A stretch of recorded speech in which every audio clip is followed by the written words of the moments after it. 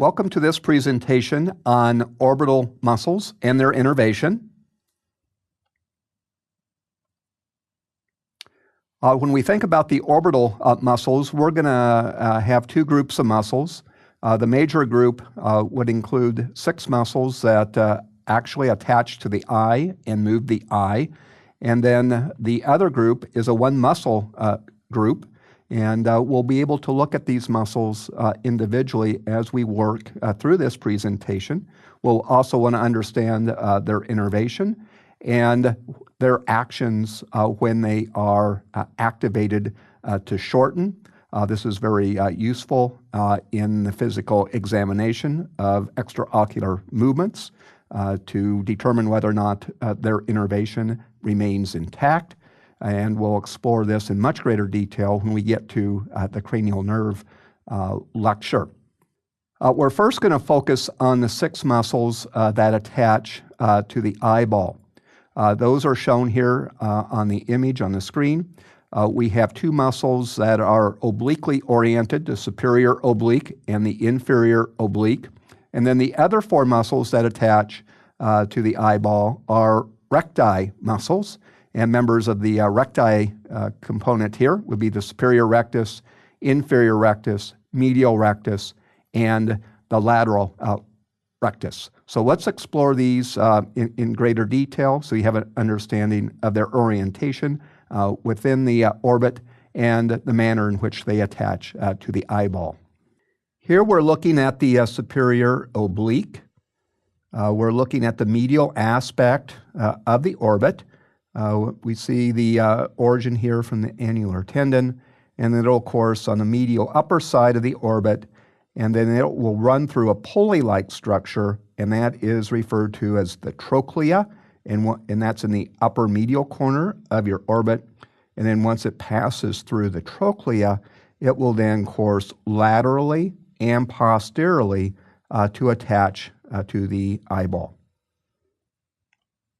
The counterpart here is the inferior oblique, and it's very difficult to discern it in relationship to the other extraocular muscles here, but we can see the insertion point of the inferior oblique on the inferior aspect of the eyeball, and it too kind of courses obliquely along the inferior eyeball to the lateral posterior side of the eyeball. Our next muscle is the first muscle that belongs to the recti group. This is the superior rectus, and you can see the superior rectus attaching to the superior surface of the eyeball at this particular point. The next rectus member is shown down in through here. This is our inferior rectus. It will attach to the eyeball on the inferior aspect. Here is our medial rectus on the medial side of the orbit, attaching to the medial aspect of the eyeball at this particular point. And then your lateral rectus is shown here on the lateral side of the orbit, and it is attaching to the lateral aspect of the eyeball at this particular point. The 7th member of the extraocular muscles of the orbit does not attach to the eyeball itself. Instead, this muscle attaches to the superior eyelid and thus is able to elevate it or to allow it to depress or go into a closed position. This muscle is referred to as the levator palpebrae superioris, and we will abbreviate that with the acronym LPS. So now let's take a look at this particular muscle.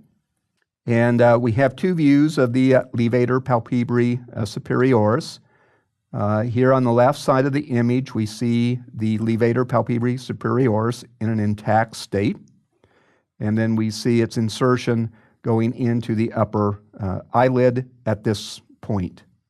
Over here on the right side of the image, we see that the levator palpebrae superioris has been cut and reflected, and so we see the distal aspect of the levator here being reflected upwards, and then we see its point of origin down below, and then The superior rectus is the muscle that we see in through here.